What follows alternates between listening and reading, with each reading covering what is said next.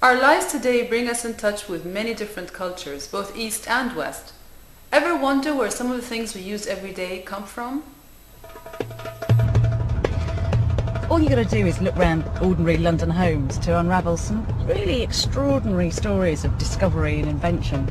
Did you know that glass crystal, coffee, perfumes were all developed by men and women living in the Muslim world over 1,000 years ago? Advances that we all still benefit from today. Take coffee. 1.6 billion cups are drunk every day around the world. Do you know where coffee was discovered? Brazil, Peru? Abroad somewhere. Haven't got a clue. India? 1,200 years ago, an Arab goat herd called Khalid in Ethiopia noticed something. When his goats ate a certain berry, they became particularly lively, and so he tried some, and that is how the world's most popular stimulant was discovered. There is a man called Al-Kindi from Baghdad, a great man who was really a genius and had been prolific encyclopedic, has dabbled in all sorts of sciences and so on. Has written this book about perfumes. It contains 107 recipes. Most of those are still used in France today. Because purity is important in the Muslim faith, over 1,000 years ago, men and women put their minds to the business of how to keep as clean as possible. Their scientists described how gums were strengthened and teeth bleached.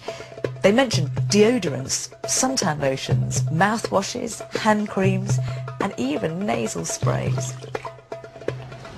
Baghdad was the Paris or New York of its day, and not just when it came to cosmetics.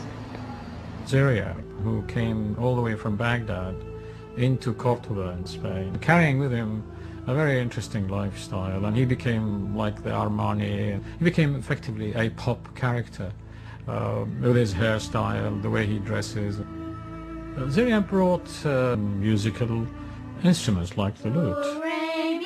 One can't help to see the similarities. The do, re, mi, fa, sol, la, ti. It seemed to be quite analogous to dal, ra, mi, fa, sol, la, sin, which are pronunciations of Arabic letters, the alphabets in Arabic. One of the most delightful aspects of Ziryab's legacy was his promotion of the art of fine dining, in particular the three-course meal. He recommended that you should start with soup and then have a meat or a fish course and end up with dessert, fruit and nuts. So it's thanks to him that we can enjoy all of this.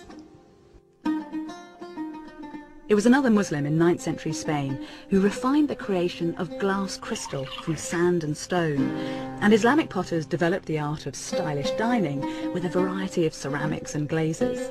This 16th century manuscript shows a commander-in-chief providing a feast for his generals. The development of fine dining ware in the Muslim world was the envy of the courts of Europe. As early as the 13th century, English kings and queens were importing whole dinner services from Muslim craftsmen. In the modern world, we always seem to be chasing time, but in the 13th century there was an inventor called Al-Jazari who tried to capture time itself.